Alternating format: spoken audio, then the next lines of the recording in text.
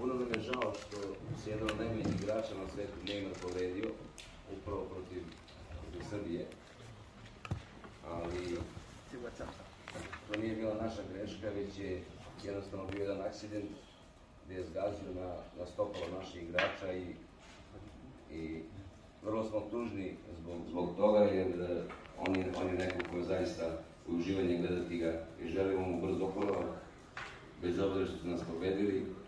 Želimo da se što pre vrati, da da jedno veliko zadovoljstvo svim navijačima na svijetu koji vole da ga gledaju.